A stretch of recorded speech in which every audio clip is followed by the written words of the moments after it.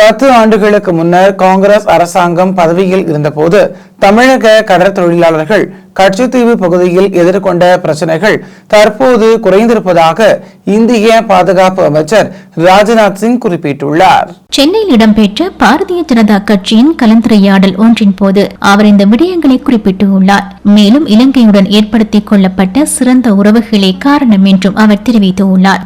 எனினும் கச்சத்தீவு பிரச்சினைக்கு தீர்வு தொடர்பில் அவர் எதனையும் குறிப்பிடவில்லை.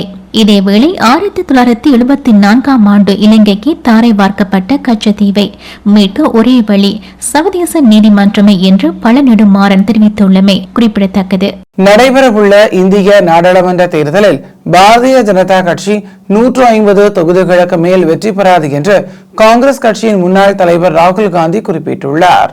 இந்தியா முழுவதும் 7 கட்டங்களாக தேர்தல் நடைபெற உள்ள நிலையில் இதில் முதல் கட்டமாக தமிழ்நாடு உட்பட 20க்கும் மேற்பட்ட மாநிலங்களில் நாளை மறுநாள் வெள்ளிக்கிழமை ஏப்ரல் 19ஆம் தேதி வாக்குப்பதிவு நடைபெற உள்ளது. இதற்கான தேர்தல் பிரச்சாரமும் உள்ளூர் நேரப்படி இன்று மாலை 6 மணியுடன் நிறைவு பெறுகிறது. இந்தியாவில் வேலையில்லா திண்டாட்டம் நாட்டின் மிகப்பெரிய பிரச்சனையாகும். பணவீக்கம் நாட்டின் 2வது முக்கிய பிரச்சனையாகும். ஆனால் வேலையில்லா திண்டாட்டம், பணவீக்கம் போன்ற பிரச்சனைகள் குறித்து பிரதமரோ பாரதிய ஜனதா கட்சியினரோ எதையும் குறிப்பிடவில்லை. நாட்டின் ஜனநாயகம் அரசியலமைப்பு சட்டத்தை அளிக்க பாரதிய ஜனதா கட்சியினரும் RSS முயற்சி செய்து வருகிறது. மறுபக்கம் காங்கிரசும் இந்தியா கூட்டணி கட்சிகளும் ஜனநாயகத்தையும் அரசியலமைப்பு சட்டத்தையும் பாதுகாக்க முயற்சி செய்கின்றன என்று உத்தரப்பிரதேசம் காசியாபாத்தில் செய்தியாளர்களிடம் ராகுல் காந்தி மற்றும் அகிலேஷ் யாதவ் தெரிவித்தனர்.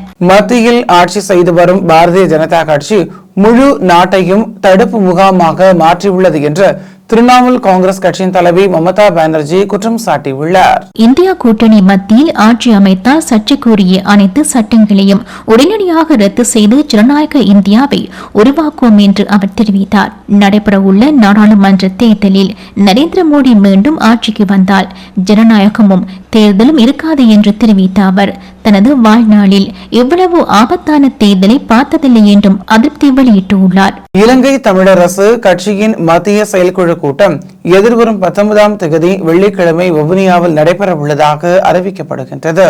இந்த கூட்டத்தில் கட்சி முகம் கொடுத்துள்ள வழக்குகள் தொடர்பிலும் இலங்கை அரசு தலைவர் தேர்தலில் தமிழ் கட்சிகளால் முன்மொழியப்பட்டுள்ள பொது வேட்பாளர் விடயம் சம்பந்தமாகவும் ஆராயப்படும் என்று கூறப்படுகிறது.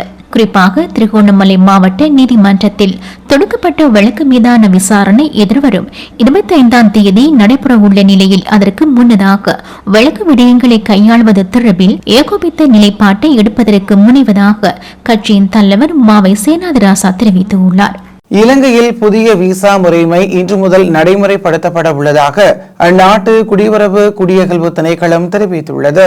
இது தொடர்பான விசேட வர்த்தமானி கடந்த ஆண்டு நவம்பர் 11ஆம் தேதி வெளியிடப்பட்டுள்ளதாக குறிப்பிடப்பட்டுள்ளது. அதற்கு அமைய புதிய விசா முறைமை பூர்த்தி செய்யப்பட வேண்டிய தேவைகள், அது தொடர்பான கட்டணங்கள், இலங்கையில் தங்கியிருக்கும் காலம் ஆகியவை நடைமுறைக்கு வருகிறது. அதன் அடிப்படையில் ஒரு வருட நுழைவு சுற்றுலா விசாவுக்கான கட்டணம் $200 அறவிடப்பட உள்ளது.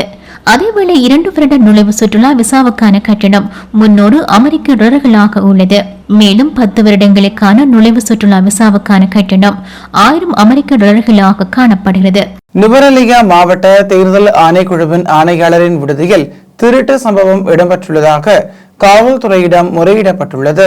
அவரது தங்குமிட விடுதியில் எவரும் இல்லாத வேளை தங்க நகை, பணம், இலத்திரனியல் சாதனங்கள் என பல பொருட்கள் திருடப்பட்டுள்ளதாக நுவரெலியா காவல்துறையிடம் முறைப்பாடு செய்யப்பட்டுள்ளது.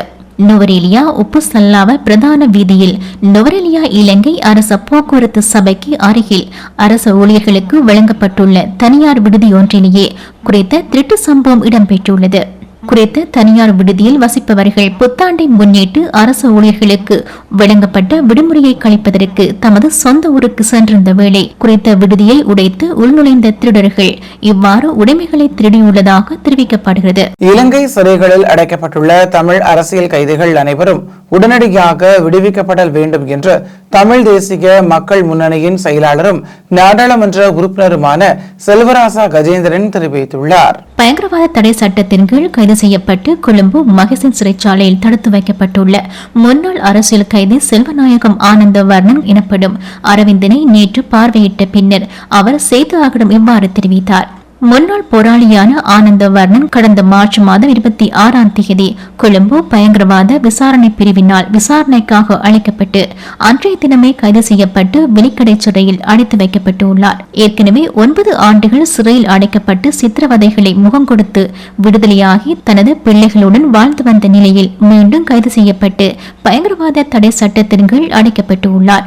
400 பேர் மாத்திரம் அடைக்கப்படக்கூடிய வெளிக்கடை விளக்கமறியல் சிறையில் 2286 பேர் அடைத்து வைக்கப்பட்டுள்ளதாக கஜேந்திரன் குறிப்பிட்டுள்ளார். இவ்வாறு பயங்கரவாத தடை சட்டம் தமிழர்களது குரல் வழியை நசுக்கி தமிழர்களை தமது கொத்தடிமைகளாக வைத்துக் கொள்வதற்கான எல்லையற்ற அதிகாரத்தை காவல்துறையினருக்கு வழங்கியுள்ளது. காவல்துறையினரும் இனவாதமாகவே செயற்படுகிறார்கள். அந்த வகையில் விடுதலை புலிகளின் மீளுருவாக்கம் என்ற பொய் குற்றச்சாட்டுகளின் கீழ் ஆனந்த வர்ணன் கைது செய்யப்பட்டுள்ளமையை வன்மையாக கண்டிக்கிறோம் என்று குறிப்பிட்ட கஜேந்திரன் பயங்கரவாத தடை சட்டத்தின் கீழ் கைது செய்யப்பட்டுள்ள தமிழ் அரசியல் கைதிகள் அனைவரும் விடுவிக்கப்பட வேண்டும் என கூறினார். இலங்கையில் ஆசிரியர்கள் மற்றும் கல்வித்துறை உத்தியோகத்தர்களின் வெளிநாட்டு பயணங்களுக்கான விடுமுறைகளை அனுமதிக்கும் அதிகாரம் மாகாண கல்வி பணிப்பாளர்களுக்கு வழங்கப்பட்டுள்ளதாக அறிவிக்கப்படுகின்றது.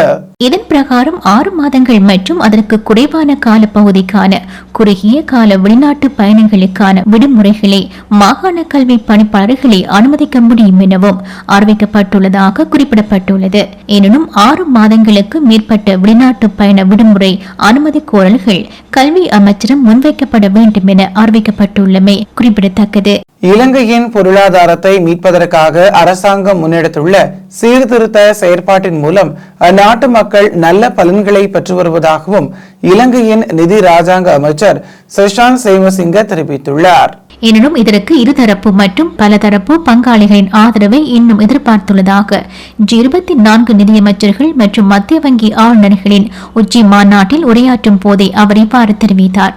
பொருளாதாரத்தை உறுதிப்படுத்தும் நடவடிக்கைகள் வெற்றியளித்துள்ளதுடன் ஏற்றுமதி செயல்முறையை வலுப்படுத்தி நேரடி வெளிநாட்டு முதலீட்டின் ஊடாக வெளிநாட்டு கடன்களை பெறாமல் பொருளாதாரத்தை புதிய வளர்ச்சி பாதைக்கு செலுத்தும் நடவடிக்கையில் இலங்கை அரசாங்கம் ஈடுபட்டுள்ளதாக அவர் சுட்டிக்காட்டியுள்ளார்.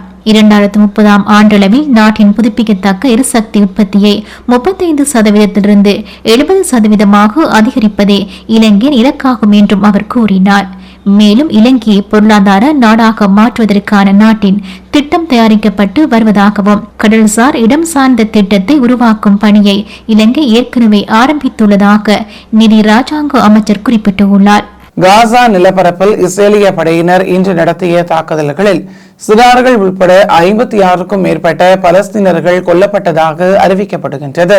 காசாவில் உள்ள மகாசி ஏதிலிகள் முகாமுக்கு அருகில் இவ்வாறு வான் தாக்குதல் மேற்கொள்ளப்பட்டதில் குறைந்தது 40 சிறார்கள் கொல்லப்பட்டனர். குறித்த முகாமுக்கு அருகில் உள்ள விளையாட்டு மைதானம் ஒன்றில் தற்காலிகமாக நடத்தப்பட்டு வரும் சந்தையொன்றின் மீதே இவ்வாறு தாக்குதல் நடத்தப்பட்டுள்ளதாக கூறப்படுகிறது. சீன பொருளாதாரம் இவ்வாண்டின் முதல் 3 மாதங்களில் 5.3 விழுக்காடு வளர்ச்சியடைந்ததென தேசிய புள்ளி விவரவியல் அலுவலகம் அறிவித்துள்ளது. மார்ச் மாதத்தில் ஏற்றுமதிகள் 7.5%, இறக்குமதிகள் 1.9% குறைவடைந்த போதிலும் எதிர்பார்க்கப்பட்டதை விட அதிகமான அளவால் பொருளாதாரம் வளர்ச்சியடைந்துள்ளது. இவ்வாண்டில் 5% பொருளாதார வளர்ச்சி என்ற இலக்கை சீனா நிர்ணயித்துள்ளது. இது வளர்ச்சியடைந்த நாடுகளுடன் ஒப்பிடும் போது பெரிய அளவென்றாலும் சீனாவை பொறுத்தவரை 1990களின் பின்னரான குறைந்த வளர்ச்சிகளில் ஒன்றாக அமையும். சீனா மற்றும் அமெரிக்க அரசாங்க உயர்மட்ட பிரதிநிதிகளுக்கு இடையில் பேச்சுவார்த்தை நடத்தப்பட்டுள்ளது. அமெரிக்க பாதுகாப்பு செயலாளர் லாய்ட் ஆஸ்டின் மற்றும் சீன வெளிவிவகார அமைச்சர் டாங் ஜூன் ஆகியோருக்கு இடையில் இந்த பேச்சுவார்த்தை நடத்தப்பட்டுள்ளது. 18 மாத இடைவெளியின் பின்னர் இரு நாடுகளுக்கும் இடையில் உயர்மட்ட ராஜதந்திர பேச்சுவார்த்தைகள் ஆரம்பிக்கப்பட்டுள்ளமை குறிப்பிடத்தக்கது. காணொலி தொழில்நுட்பத்தினூடாக இரு நாடுகளினதும் பாதுகாப்பு பிரதானிகள் பேச்சுவார்த்தை நடத்தியதாக பென்டகன் தகவல் வெளியிட்டுள்ளது. தென்சீன கடற்பரப்பில் சர்வதேச சட்டங்கள் மதிக்கப்பட வேண்டும் என அமெரிக்க பாதுகாப்பு செயலாளர் சுட்டிக்காட்டியுள்ளார்.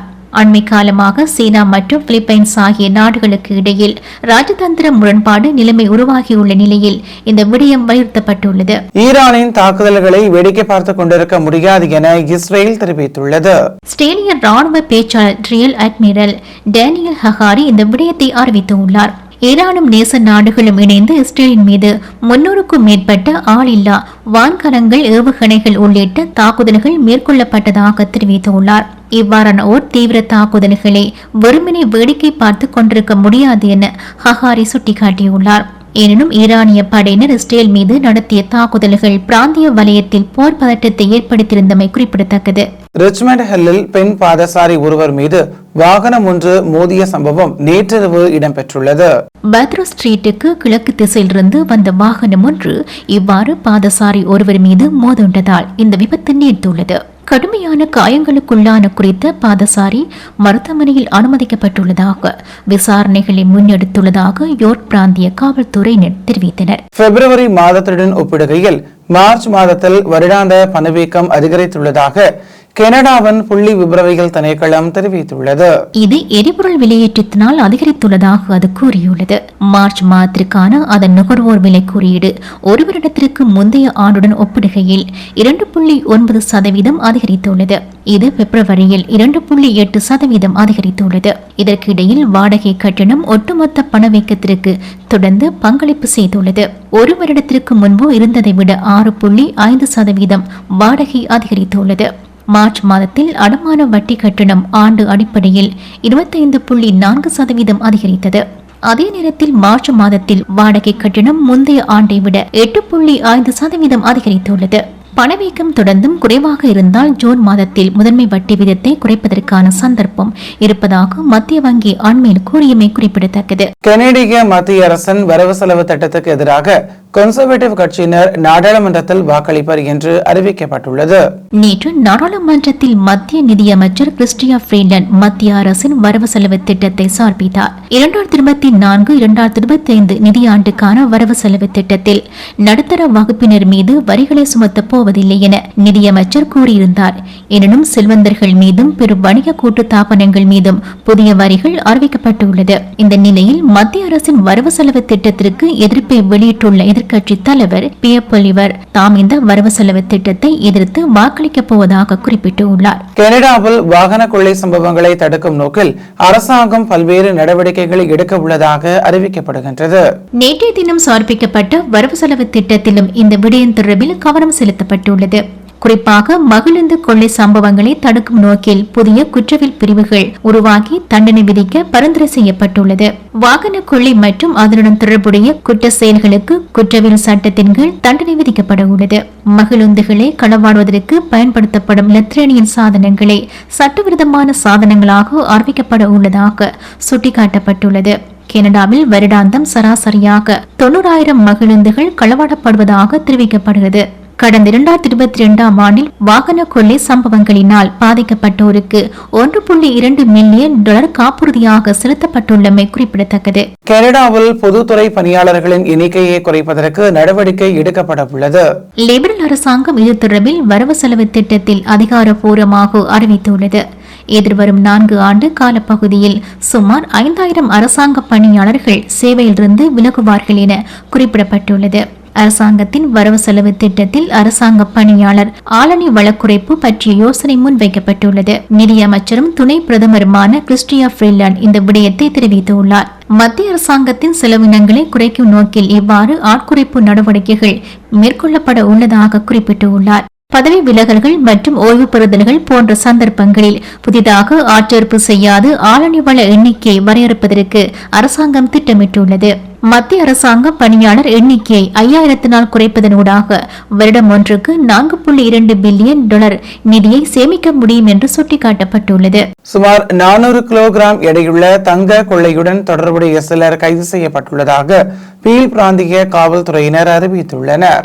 ஓராண்டுக்கு முன்னதாக டொரண்டோ பேர்சன விமான நிலையத்தில் தங்கம் மற்றும் பணம் மாயமாகியிருந்தன. விமான நிலையத்திற்கு கொண்டு செல்லப்பட்ட தங்கம் மற்றும் பணம் அடங்கிய பெட்டி களஞ்சிய சாலையில் வைக்கப்பட்டதன் பின்னர் களவாடப்பட்டிருந்தது. தங்கம் மற்றும் ரொக்க பணத்தின் மொத்த பெறுமதி சுமார் $21.1 மில்லியன் என அறிவிக்கப்பட்டது. கொள்ளை சம்பவத்துடன் தொடர்புடைய கைதிகள் மற்றும் ஏனைய விபரங்களை விசாரணையாளர்கள் இன்று டொரண்டோ நேரப்படி காலை 9 மணிக்கு வெளியிட உள்ளனர். இந்த தங்க கொள்ளை சம்பவம் பேர்சன விமான நிலையத்தில் பெரும் அதிர்வலைகளை ஏற்படுத்தியிருந்தமை குறிப்பிடத்தக்கது.